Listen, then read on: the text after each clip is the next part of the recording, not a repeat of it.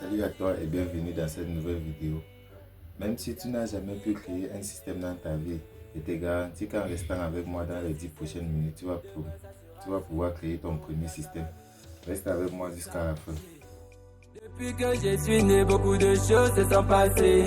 J'ai grandi dans le ré, la coup de... Alors, salut à toi, moi c'est Roosevelt et bienvenue dans cette nouvelle vidéo. Il y a de cela peu, j'ai décidé de partager mes connaissances en programmation informatique et en Arduino. Et dans cette playlist, j'ai décidé de partager avec toi toutes mes connaissances en Arduino. Avant de commencer, Arduino c'est quoi? Arduino, voici la carte la plus connue en Arduino. Ça s'appelle une carte Arduino Uno. Arduino c'est un système qui permet de programmer et de contrôler les objets physiques par la programmation informatique. Donc, notamment, on lui envoie un code informatique et il réagit dans le monde physique. Réagir dans le monde physique, c'est-à-dire allumer une LED, éteindre, peut-être ouvrir, faire tourner un moteur, faire ceci ou cela. Bon, tout ce qui peut réagir de manière physique, c'est le rôle de cet Arduino. Et c'est de cette façon qu'en combinant un ou plusieurs pièces, on finit par obtenir quelque chose comme un robot.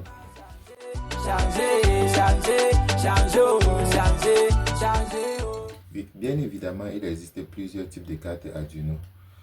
Comme celle-ci c'est la carte Arduino Uno, la carte de base, la carte pour les débutants. Tous les débutants qui veulent commencer en programmation des systèmes doivent connaître celle-ci. Car avec celle-ci, on a déjà les bases requises pour pouvoir lever le niveau et atteindre d'autres comme les Robert Doki ou bien les Arduino R4. Ici, là, c'est une Arduino Uno. Et dans ma main, ici à côté, j'ai une Arduino Nano. L'Arduino Nano, c'est une carte Arduino qui est totalement similaire à l'Arduino Uno au niveau des fonctionnalités. C'est juste la taille. Elle est plus mini que une Arduino Uno et permet de réaliser des micro-robots ou bien des systèmes intelligents mini.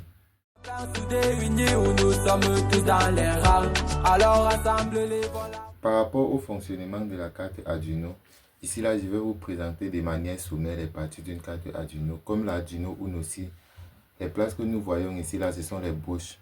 Ce sont les bouches qu'on appelle des bouches d'entrée ou bien des sorties qui ont deux rôles. Soit faire entrer les données, soit les données d'un capteur ou bien les données d'un programme. Ou bien faire sortir les données, c'est-à-dire envoyer l'énergie pour allumer une LED ou bien faire tourner un programme. Ici nous avons deux vecteurs d'entrée. Le premier, c'est pour l'alimentation.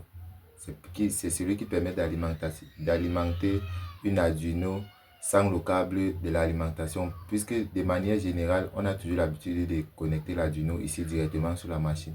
Donc cet orifice d'alimentation permet de faire en sorte que même si l'ordinateur n'est plus là, le programmateur n'est plus là, on peut juste utiliser une batterie externe et connecter l'Arduino ici.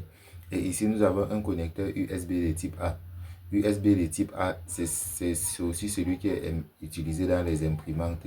Il permet de transférer les données de l'ordinateur vers l'Arduino. Et l'Arduino est comme un mini cerveau, tout un système complet. Et voici le processeur ici, c'est un processeur de type ATmega.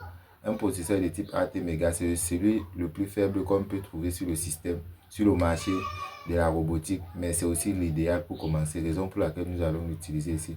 Donc ici, ce que vous voyez à main, c'est un ordinateur complet au sens général, c'est-à-dire un ordinateur qui a une ROM, une RAM, les périphériques d'entrée et de sortie, mais qui doivent être connectés de manière externe. Donc ici, nous avons les bouches pour les périphériques d'entrée et de sortie. Ici, là, nous avons les bouches d'alimentation. Ici, nous avons une bouche d'entrée-sortie pour les données. Et là, nous avons le microprocesseur qui est un microprocesseur de type ATmega. Et je dois aussi préciser que l'Arduino de type Nano et l'Arduino de type Uno, ce sont les deux mêmes types d'Arduino. Toutes les fonctionnalités à l'intérieur sont les mêmes. L'Arduino peut différencier par d'autres versions qui sont les Arduino Mega, l'Arduino Leonardo ou bien les nouvelles versions qui ont le Wi-Fi et le Bluetooth intégré qu'on appelle l'ESP32. Mais pour le moment, nous n'allons pas voir, nous allons juste survoler l'Arduino Uno actuellement. Et comme je vous l'ai dit, l'Arduino comporte deux parties. Une partie physique qui est celle-ci que j'arrête à main et une autre deuxième partie qui peut être utilisée à travers un PC, un ordinateur ou bien un téléphone comme je vais vous montrer tout à l'heure. Bon, sans plus tarder, nous allons passer sur la machine pour voir comment est-ce qu'on fait pour programmer l'Arduino. Et comme je vous ai dit, à la fin de cette vidéo, vous allez pouvoir programmer votre premier système, c'est-à-dire une LED qui s'allume et s'éteint. Pour pouvoir utiliser un Arduino concrètement, nous avons besoin de deux choses. Une carte Arduino elle-même qui représente l'élément physique. Parce que l'Arduino, comme je l'ai dit au début de la vidéo, c'est un ensemble de deux domaines, qui est le domaine de la programmation et le domaine de la programmation qui est purement logiciel et l'électronique qui est purement physique. Donc le mélange de ces deux programmes, pour pouvoir utiliser le PC, nous avons besoin d'un câble comme celui-ci pour pouvoir utiliser Arduino au PC. Mais plus tard dans d'autres vidéos, je vais vous montrer comment utiliser un Arduino avec un smartphone. Lors de l'utilisation du smartphone, en plus des deux éléments, si on aura encore besoin d'un OTG. Mais ceci c'est pour une prochaine vidéo que je vous montrerai comment utiliser Arduino avec son téléphone si vous n'avez pas de PC. L'installation d'abord, ça c'est on arrive, on doit entrer dans le navigateur. Voici le lien, le site officiel. Le voici. On clique ici sur Download. Ici là c'est Windows 10 ou Never. Donc Windows 10 ou plus. Download, j'ai déjà cliqué. Et voici dans Download, j'ai déjà enregistré ici là. Chez moi c'est déjà téléchargé. Je vais vous mettre le lien en commentaire. Donc je vous ici pour venir dans les dossiers. Et voici pour trouver le lien de téléchargement. J'ai dû télécharger deux versions. Vous voyez, mais celle-ci ne prend pas. C'était une version non officielle. Donc voici celle qui a pris. Je vais vous donner le lien ici en commentaire. Et je viens de l'installer. Une fois l'installation faite, j'ai déjà installé sur ma machine. Donc je ne dois plus le télécharger. Une fois l'installation faite, vous revenez ici, vous cliquez. Voici comment est-ce que l'interface de l'Arduino se présente sur le PC. Mais ne vous inquiétez pas. Ce n'est pas d'abord saturé, mais même le minimum, si là on n'utilise même pas 10% du logiciel, donc ne vous inquiétez pas par rapport aux onglets. Nous avons que quelques onglets à utiliser. Voici le navigateur, voici le logiciel ici. Nous avons combien de parties distinctes? Voici la première partie, celle qui prendra le code proprement dit. Voici la deuxième partie, l'onglet pour l'ouverture des fichiers, la fermeture, le traitement, tout. Mais initialement, lorsqu'on ouvre l'IDE Arduino, on vient d'abord ici sur sélectionner une carte. La première des choses à faire, c'est d'abord de connecter la carte Arduino sur son boîtier, sur son câble et de le connecter sur une des orifices USB du PC. Donc, voici, une fois que c'est déjà connecté, on vient ici là sur sélectionner une carte. Je viens de connecter mon Arduino. Sélectionner une carte inconnue comme 3. Ça nous suggère déjà qu'il y a une carte qui est connectée au COM3.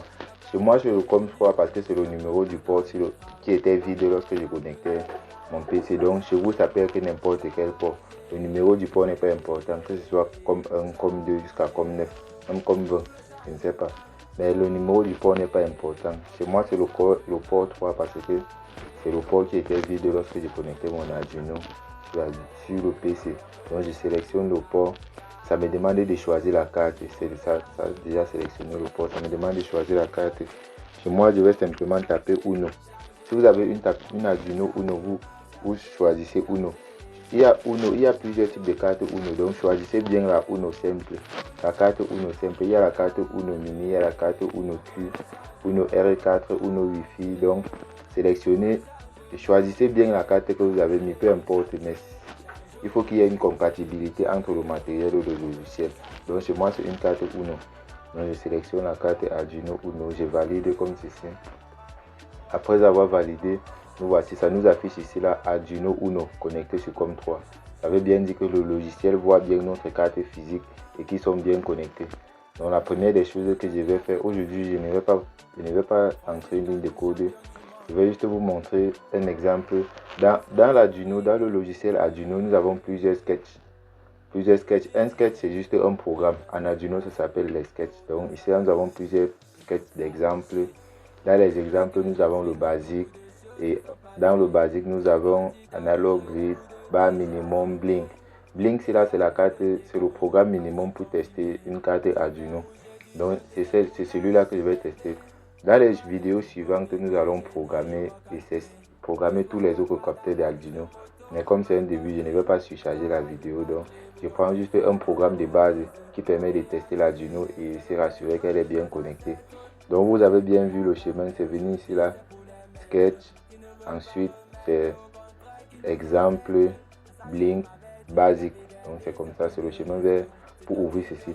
Et mon éditeur ici là est en français. Si jamais le vôtre n'est pas en français, vous n'avez qu'à taper la commande CTRL plus virgule. CTRL plus virgule, c'est pour entrer dans les paramètres du logiciel. Et une fois dans les paramètres, comme ici, CTRL virgule. Il faut sélectionner les paramètres et les préférences. Bon, vous savez, lorsque j'ai ouvert l'exemple, chaque fois qu'on ouvre un nouvel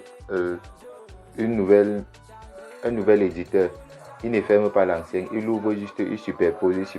Donc, puisque l'ancien ne me sert plus, je vais fermer l'ancien et je vais laisser uniquement celui dont je suis en train d'utiliser actuellement. Voici. Bon, c'est un peu normal parce que mon PC n'est pas très. Donc ici là, lorsque vous sélectionnez CTRL J, CTRL virgule, après vous venez ici choisir la langue. Le mien était en anglais, j'ai mis en français. À vous de choisir votre langue de préférence. Après je valide. Ensuite je viens, j'ouvre l'éditeur. Donc voici l'éditeur ici. Comment est-ce qu'il se présente? Dans la barre minimum, nous avons deux types de boucles. Dans Arduino, nous avons juste deux grandes boucles. Et je vais aussi vous dire quelque chose. Arduino, c'est juste un C++ simplifié. Arduino, c'est totalement le C++ à 100%. Le langage de programmation C++ à 100%. Mais c'est un langage de programmation qui a été simplifié pour que même ceux qui ne connaissent presque rien en programmation puissent l'utiliser. Donc ici là, ça c'est le commentaire, ça dit comment ça s'est passé, ça ne nous concerne pas trop. Et j'efface le commentaire. Tout ce qui commence par deux barres comme ceci, dans Proteus, dans Arduino, sur les commentaires, ça sur les commentaires sur une seule ligne. On appelle ceci les commentaires. Le logiciel ne gère pas les commentaires lors de la compilation. Il ignore tout ce qui est commentaire. Donc ça sur les commentaires sur deux lignes. Et le commentaire que venait d'effacer, c'est un commentaire sur plusieurs lignes. Donc ici là, nous avons deux grandes. Tous les programmes Arduino sont structurés de la même façon. Au tout début, nous avons la déclaration des variables. Ici là, il n'y avait aucune variable à déclarer dans ce programme particulier. Mais dans tous les autres programmes, toujours, il y aura toujours des variables à déclarer au tout début. Après avoir déclaré les variables, nous avons deux grands types de boucles. Deux grandes boucles. La première boucle, c'est la boucle void setup. C'est une boucle qui s'exécute une seule fois. Elle permet d'initialiser les programmes, de choisir les... Donc, elle permet surtout d'initialiser tout ce qui est initialisation, tout ce qui se passe une seule fois lors de l'initialisation et qui ne se répète plus au cours du programme. C'est dans la boucle setup que ça se passe. Et après la boucle setup, il y a la boucle void loop. La boucle void loop elle tourne en boucle jusqu'à l'infini. Tant que l'Arduino tourne, elle est toujours en train de tourner. Et ce qu'elle fait ici là, nous avons digital write. Digital write, c'est la commande qui permet de mettre une sortie soit au niveau haut ou bien au niveau bas. Nous verrons plus en détail dans les prochaines vidéos. Delay, ça signifie après avoir fait ceci, tu attends 1000 secondes. Non, c'est à millisecondes, 1000 millisecondes, soit une seconde. Et après ceci là, il y a aussi digital write, let loud. Loud signifie éteindre. Donc le programme, qu'est-ce qu'il fait de manière générale? Nous avons la première ligne qui dit la LED que nous avons d'abord choisie initialement, c'est-à-dire la LED built-in. C'est une LED qui est connectée directement sur la carte Arduino pour la tester. Après la carte Arduino, nous avons la première commande digital write. C'est une commande qui permet d'écrire les données de manière digitale.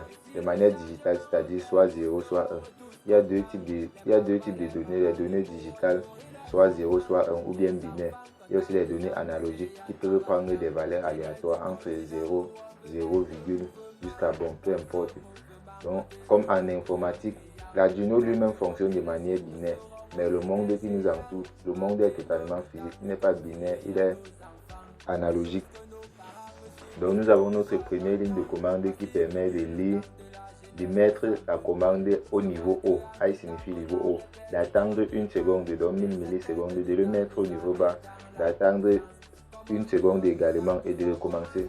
Donc dans cette boucle, le code va tourner ainsi infiniment tant que l'Arduino sera alimenté, connecté. Et lorsque pour téléverser, après avoir écrit le code, pour tester le code, c'est ici là, bas de la flèche là. C'est pour tester le code, pour compiler le code sans l'envoyer dans l'Arduino.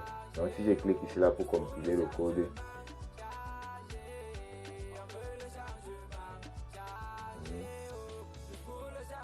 ou bien CTRL R, vous voyez, lorsque je lance la compilation, ça m'écrit ici la compilation du programme. Ça charge, ça charge, ça charge.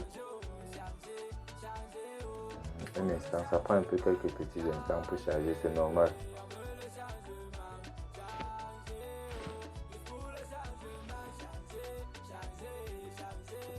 Vous voyez, voilà, là ça a fini de charger, ça nous écrit cookie utilise 984 octets qui représente 2% de l'espace. Donc ici là ça nous fait savoir que notre programme qui était le suivant s'est bien exécuté et il a pris 2% de la mémoire de l'Arduino, parce que l'Arduino a une mémoire qui est très faible, et c'est d'ailleurs pour ça que c'est une carte pour débutants. Donc nous avons ici la croquis qui utilise 2% de l'espace de stockage. Et maintenant pour téléverser le programme, c'est-à-dire envoyer le programme de la carte du logiciel vers la carte Arduino, c'est ici, téléverser. Si je clique ici là, donc c'est soit sur la flèche là qu'on clique pour compiler, ou bien CTRL R. Et ici là, sur la flèche qui se dirige vers la droite là, c'est elle qu'on utilise pour compiler, pour téléverser le code du programme vers l'Arduino, ou bien on utilise aussi la commande CTRL plus U. Puis CTRL plus U, c'est celle-là que je viens de taper. Donc soit vous cliquez ici avec la souris, soit vous tapez le raccourci avec le clavier qui est CTRL U. Et c'est cela qui commence à charger le programme comme vous le voyez. Comme vous pouvez bien le voir ici, le téléversement s'est bien terminé et la LED clignote normalement comme ce qui devait être.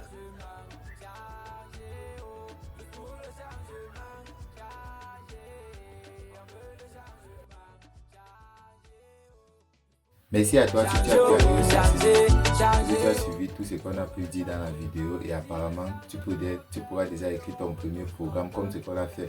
S'il y a une partie que tu n'as pas bien compris, tu peux écrire en commentaire ou bien aller revoir la vidéo pour mieux saisir toutes les parties de la vidéo. Mais bien vrai, c'est un début, on ne peut pas tout dire dans la vidéo, on commence un peu avant d'évoluer, mais n'oublie pas de t'abonner et de liker, surtout de partager. Si tu as besoin d'aide, si tu as un avis ou bien quelque chose, laisse en commentaire. Je vais lire tous les commentaires et te promets de répondre. A plus.